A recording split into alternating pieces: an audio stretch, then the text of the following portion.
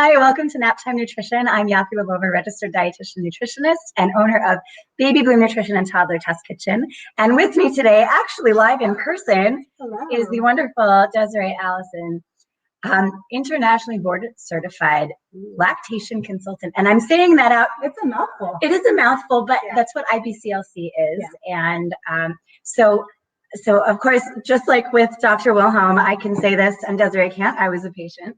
And Desiree helped me with breastfeeding my twins, and that was amazing and essential. So thank you. Yaffi did all the work. Well, you did, and you survived, and your kids are amazing. I did survive, and so today we are talking about breastfeeding and specifically how long you need to breastfeed. And I've done segments on extended breastfeeding, which is breastfeeding past 5 minutes. No, I mean 5 minutes? You mean 5 days, 5 months? Whatever it means to you. But yeah, I'm doing extended breastfeeding with Daniel. He is 2.5 years old, and we are still going strong. So that is not what we're talking about today. But if you're interested in that, you can go back and look at previous Naptime Nutritions at naptimenutrition.com and search for extended breastfeeding, and we can talk about that. But right now, we're talking about at each feeding, how long does your baby need to nurse? And this is one of our most common questions, is how long are you going to be stuck on your couch before you get to do the next thing? And what your doctor wants to know is your baby taking enough food so that your baby can grow appropriately? So, because breasts don't have tick marks. They don't. Not like bottles. There's no milliliters or ounces on there? Okay. Well, the way that I often look at it as, in a normal situation where everything is going fine, baby has lots of wet and dirty diapers, baby's growing well, according to the growth curve that they have established. According to the growth curve that they have established, or the WHO charts, depending on the situation, would be to let your baby determine how long the baby should breastfeed. So active suckling is kind of a suck, swallow, and then they'll kind of take a little break and breathe. Suck, swallow. And that active feeding can last anywhere from 7 to 10 minutes to 20 to 30 minutes. It depends on the baby. Just like me, usually I'm a quick eater, not today, but normally I'm a quick eater. Well, we were sad and other people might take an hour to eat their dinner. Babies are not that different from their grown-up versions. And so we need to be respectful of the infant so that the infant can start to figure out what his or her satiety cues are. When does the baby know it's full? We don't want to train a baby to get used to being overfull, because then they may have issues later on down the road. So teaching them that satiety cues will be acknowledged is a big deal. We don't think it is, but it really is a big deal. It helps your infant to know that you're listening to them, that you're paying attention, so that when they're a toddler down the road, they've already established that trust with you, that when your baby's needs need to be met, they're going to be met, and it just grows with that child. And they learn to understand those biological signals for themselves, which means that as they get older, they're going to understand their hunger and their satiety, and they're less likely to fall into the trap of yo-yo dieting and body dissatisfaction that we're always talking about. Excellent points. I appreciate that. So that's the basic part. Now, if you have a child that's struggling to gain weight and your doctor says, well, your child should be nursing for 5 minutes on each side, that may not be appropriate for your child, because some infants take a little longer to develop that suck swallow pattern that they need to develop. And if they're not taking in enough milk, they might need a little longer at the breast to be able to get enough milk. And most people will have, or most women will have, anywhere from 2 to 3 letdowns during a breastfeeding period on each side. So the first one usually happens about 5 minutes after the baby, well, within a couple minutes of nursing, 5 minutes after that, and then about 7 to 10 minutes after that. So you want your infant to get as much of that milk as your infant desires, so your infant can grow appropriately. So if you think about that, that's potentially, with a newborn, 15 to 20 minutes on each side. Now, if your infant is nursing around the clock, for 45 minutes, might take a 15-minute break and isn't growing, that is a warning sign. And that's when you should definitely look to talk to an IBCLC, as well as working with the pediatrician to be able to meet your infant's needs while protecting your own milk supply. But that would be outside what is common. So it's not only the suck swallow that the baby has to learn, but it's on the mother's side as well. How much milk is there? How strong the letdown is? There are a lot of factors that determine how long that baby is going to be attached. Definitely. And it does give you information. Sometimes the infant's not taking out very much milk, but mom has plenty of milk. In which case you would start to look at what could be going on anatomically with the infant to prevent the infant from removing that milk from mom. Or is the infant behaving like a late preterm infant? Maybe the baby needs a couple more weeks to mature, even though you've had the baby. And in that time, you have to protect mom's milk supply. So it can be kind of a balancing act. But to say that an infant should only nurse 5 minutes on one side and then 5 minutes on the other and then not eat again for 3 hours would be unrealistic, and it's not developmentally appropriate for an infant. In the beginning, they will nurse 8 to 12 times at least within a 24-hour period. And they will generally nurse anywhere from 20 to 35 minutes. If we're getting into 45 minutes, a 15-minute break, and 45 minutes again every single hour, that's a red flag. But to do it every few hours is not uncommon.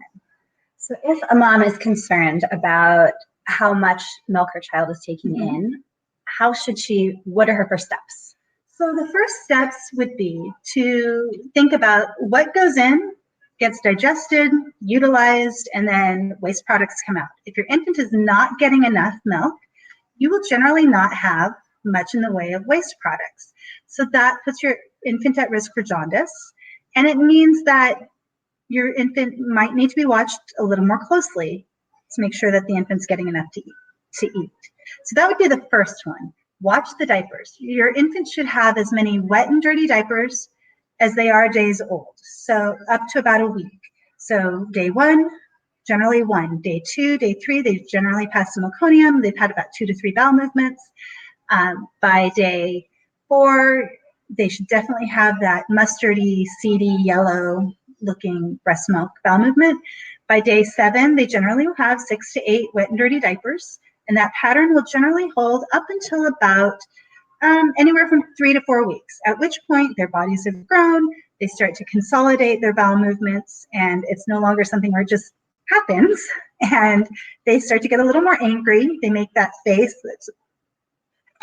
and they do not look very happy as they're trying to learn how to have a bowel movement. So at that point, their patterns can change. What you're looking for is that you don't expect to go from 6 to 8 wet and dirty diapers to 0 in a 24-hour period. It might go from 6 to 8, down to 5, down to 4, but you would expect it to be over a period of time. There are a lot of people out there, including certain doctors, who advocate for a baby still being healthy while pooping once a week. And regardless of breastfeeding versus formula, this is not that argument. Everyone needs to be pooping daily, no matter how old you are. And if you're a baby, you're probably pooping more often than that. But it is really important that at least once a day this is happening. And if you are experiencing some issues with constipation with your baby or with your husband, there are a lot of resources for that. It's easier to treat in a baby. So there are a lot of ways to go about that, and I'm not sure if I've covered that yet. Maybe I should be covering that one too. Yeah, but we have as a guest here, we have Dr. Bitar. Everybody poops. Everybody poops, and you know what it should be? Everybody poops daily. And we have Dr. Bitar watching us, who's actually a local Phoenix pediatrician, and she has an at-home practice. It's called At-Home Pediatrics, where she comes to your house. And so I know, she's really good. So I'm always happy to have her watching, and especially on this topic, because this is like a thing between dietitians and pediatricians and lactation consultants. And you know what? I'm happy. That is put exactly the way it needs to be put. It is a team effort. Yes. And it's not a territorial battle. It's the pediatrician is such a resource for the lactation consultant, and the nutritionist is such a resource. And when we work together, it provides the best outcomes for moms. Yes. So that is a huge thing, is to make sure that you have the right team supporting you. Yeah, it's definitely true. And Dr. Bitar is one of those wonderful pediatricians who knows that a team effort is needed. And we've talked about that a lot. And so I'm always happy to have her on. But yeah, so we do get a lot of questions about pooping and about growth. Mm-hmm. These are common questions with little kids. I think culturally what happens is that for so many years, breastfeeding was discouraged. It was kind of an economic and class issue. Mm-hmm. And then as people are trying to breastfeed more often, providers are trying to be supportive of moms and keep them from feeling inadequate, or help them to not panic. And in doing so, sometimes they do them a disservice by not telling them when they should be concerned and when they shouldn't. Mm-hmm. And so I think it's a matter of that education and knowing what's a cultural practice versus what's best practice for our babies. Right. I think that's really important. So we all want to be a little more confident in our momming, right? And for me, this helps, but it's empty now, and I'm sad. And be up all night like I was with the twins. Oh, well, that's all right. Some nights you need a night where everybody is leaving you alone.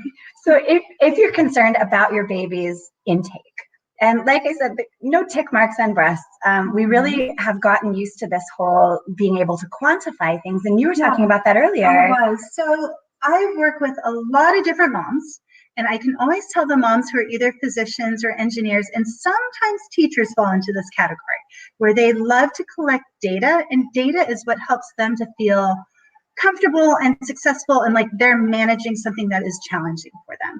And so what I will say is, if collecting that data is helpful to you, that's fine. However, sometimes it may not be in your best interest. And so remember, as an adult, I may eat at a different rate than Yaffi, who might eat at a different rate from my 17-year-old daughter, who pretty much inhales her food. But keep in mind that we can't expect that same behavior from our infant. And if you want to quantify it, keep track of the wet and dirty diapers, and then just make sure every week that your baby is gaining weight and continuing to meet developmental milestones, and you should be in pretty good shape. Okay? Yeah, I remember my twins were feeding 7 minutes. There were 2 of them. They were just, it was 7 minutes, that's it total. And we were concerned. I mean, the pediatrician at that time was concerned, but I went to Desiree, and we did a weight before and after feeding, so we could see how much they were taking in. And the scale that we use is very sensitive to 2 grams. So if you are going to do a weighted feed, I recommend seeing an IBCLC or seeing one of those very sensitive scales. Not your bathroom scale. No, don't stand with the baby on it. And maybe don't go nursing on the floor at UPS either, because do what you need to. Do what you need to, fine. I mean, should you happen to be at UPS, fine, but don't just like, oh, I'm going to go to Kinko's FedEx in order to weigh my baby before and after nursing. This is not necessary. Many breastfeeding support groups will have a scale there that you can use. I know in our office at Arizona Breastfeeding Center, we have days that moms can come in and just use the scale and see kind of for themselves, you know, how's my baby growing? And that can be really empowering as a mom, but don't do it for every single feed. Yeah, you don't want to do it for every single feed. And it's also important to keep in mind, if you choose to go that route, that if it's not a normal feeding time or it's not a normal feeding place, then that may impact a little bit. And just like us, there are times where we want a big meal and times when we want a snack and times when maybe we're upset and we want that Ben & Jerry's ice cream. So just know that an infant, again, is a little tiny human who will eventually grow up to be an adult human who is learning, not only learning behaviors, but also displaying some of the instinctual behaviors that we have as well. Yeah, so the important things to watch out for when you're concerned about how much your baby is taking in is their growth, and their amount of dirty and wet diapers, not the amount of time on the breast. That really gives us very little information other than if the baby's nursing for like 45 minutes, taking a 15-minute break and nursing again for 45 minutes, off and on for the entire day, not just for like the cluster feeds. That's a warning sign to kind of keep an eye on your infant and watch the infant's growth. It could just be they want you. They're a little angry that they're not inside you anymore. It was really comfortable in there.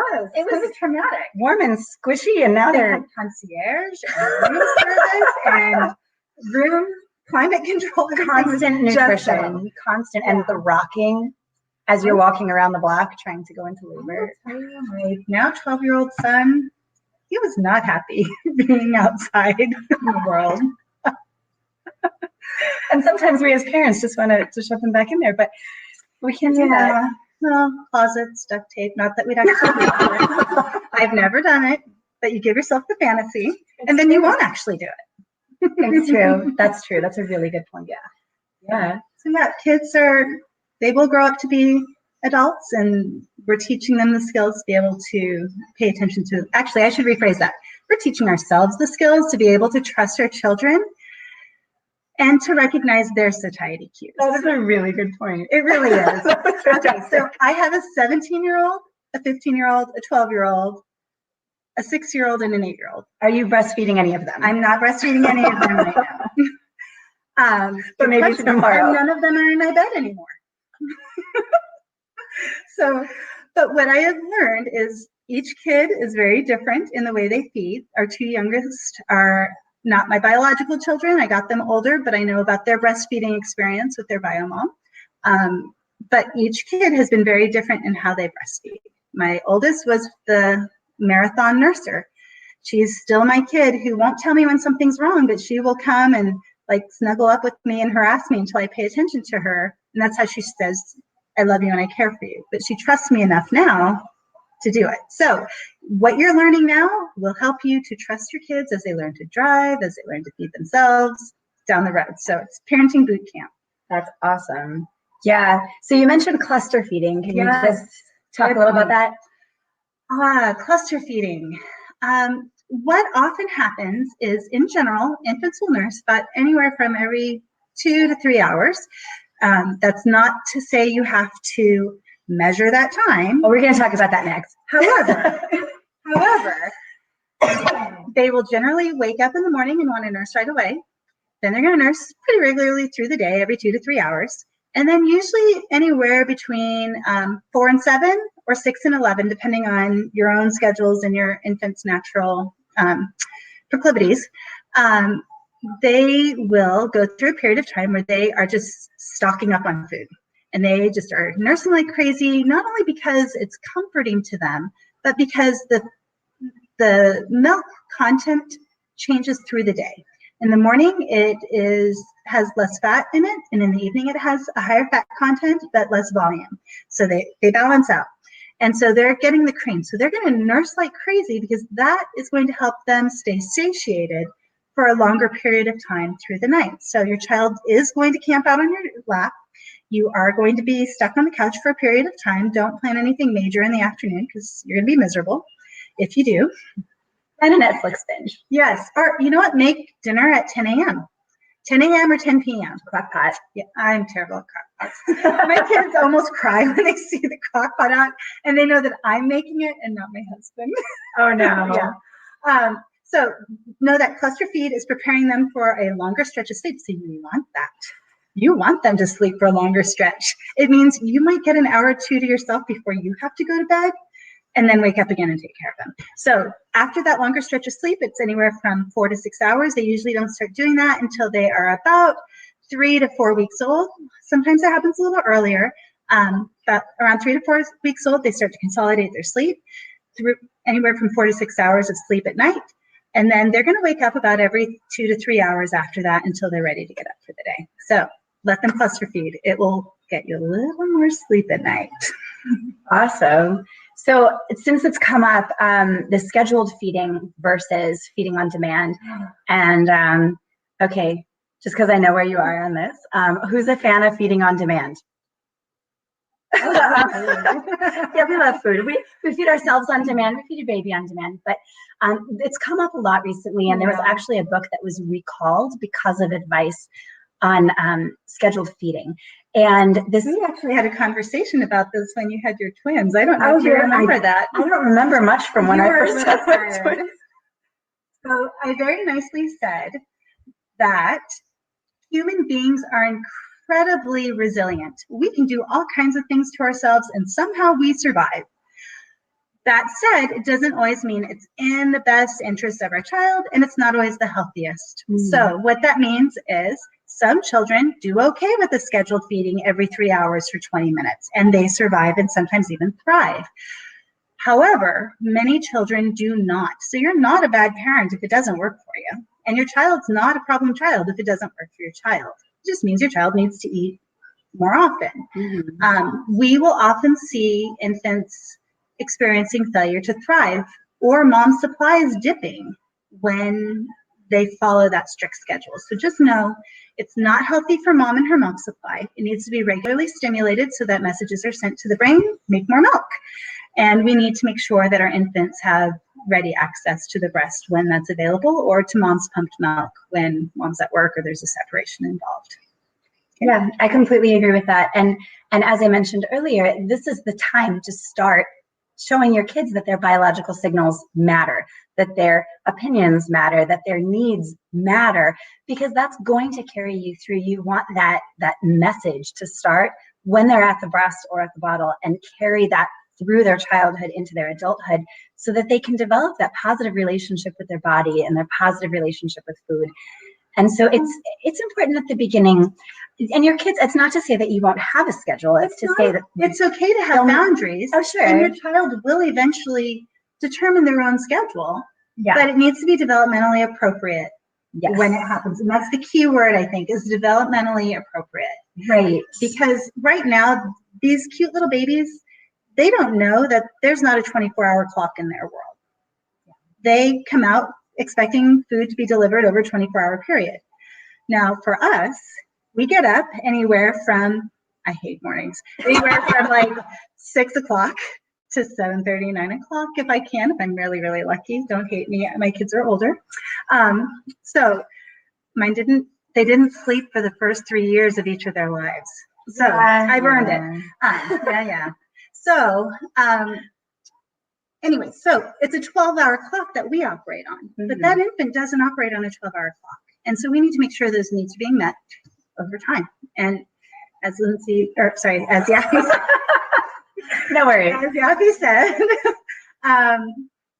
that it's helping your child to pay attention to their body. But I really think it's also helping us to learn how to trust not only our bodies, but our infants' bodies, that they are going to get their needs met and that they're going to grow in the way they need to. But it is okay to have boundaries. So when you have an older child who is nursing, it's okay to have the boundary of, no, I don't want you lifting my shirt up in public, and communicating that with your child. Or no, I really don't need your hand down the top of my shirt in public. So boundaries are okay, but they need to be developmentally appropriate. Right. And so I'm glad that you made that clarification, because I was referring to when, like, fresh infant, we do want to feed on demand with them. And they are going to develop a regular schedule. And that's perfectly fine. And you can use that to anticipate when they're going to need to eat. And that's fine. The problem is more imposing a rigid schedule upon a small infant.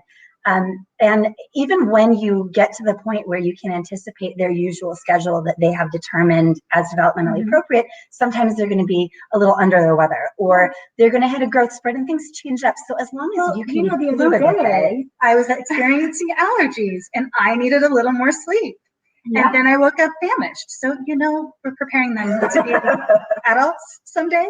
Yes, I would exactly have somebody say, no, you can't eat right now. Yeah, well, there's a lot of that going on too, but this is more about infants. We can talk about that another time. You can eat your healthy food. Yes. And occasionally your little cup of chocolate chips. Dark chocolate.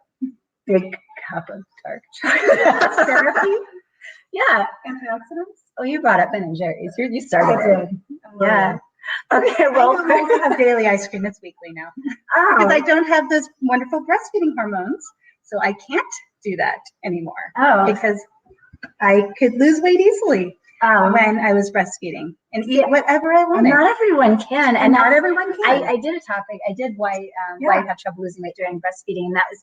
But I don't focus on we don't do But that's paying attention to your body. Yes, to see what your body needs. And some women hang on to that baby weight until they're done breastfeeding, and that's okay too. That's the body's way. And if that's you should go back and look for that segment. I can link to that. Look for that segment, but it's your body's way of taking care of you, like when you get sick, or if you have made. There's lots of reasons for it, but there are lots of reasons for it, emotionally and physically. Anyway, we are getting off topic, so thank you so much for joining me, Desiree. We could just go forever. That's why it started late. We were too busy enjoying our amazing lunch. She was sharing what she made at her toddler cooking class.